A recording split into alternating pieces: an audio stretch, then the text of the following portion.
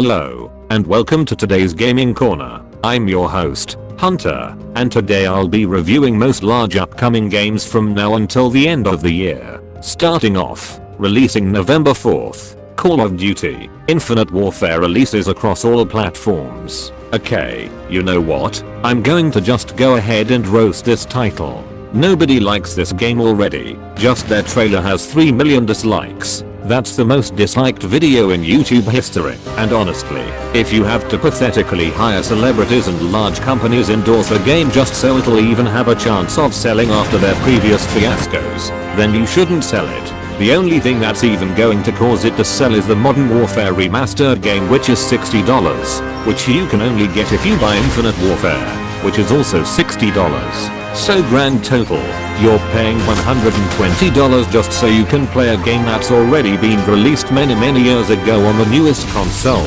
and with millions upon millions of dollars in funding. You'd think that they'd at least have something new. Now enough of that. Also releasing on November 6th, Sword Art Online: Hollow Realization, releases for PlayStation 4. Basically this game is going to be similar to modern Final Fantasy games, a strategy real-time action game, but with just an anime race skin, featuring full character customization, over 300 non-playable characters, and mass multiplayer. This should be a game with lots of replay value. Hollow Realization will also incorporate group boss battles, where you and other players will work together to bring down large bosses and conquer dungeons. Next, on November 11th, Dishonored 2 releases across PlayStation 4, Xbox One, and PC. Similar to the first, this steampunk action-adventure game heavily revolves around stealth. You can even complete the game without taking a life. You have the option of 2 characters, Emily, or her father Corvo.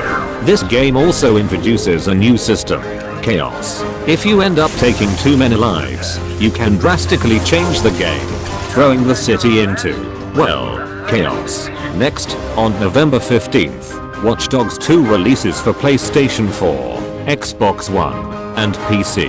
This game doesn't seem to be a whole lot different from the first, other than the map is supposed to be as big as GTA 5, and you can use technology to hack more things. But as good as it looks, they fooled us with their first game, showing this amazing trailer but giving us a game full of bugs and a long list of complaints. So let's just hope they don't pull a No Man's Sky on us on this game this time. Finally, on November 29th, Final Fantasy 15 releases across PlayStation 4 and Xbox One. Surprisingly, this game is more similar to Type 0, a Final Fantasy game that's not part of the core series. This much more unique title is also going to focus heavily on a dark atmosphere, which means more realism, and likely depressing character development.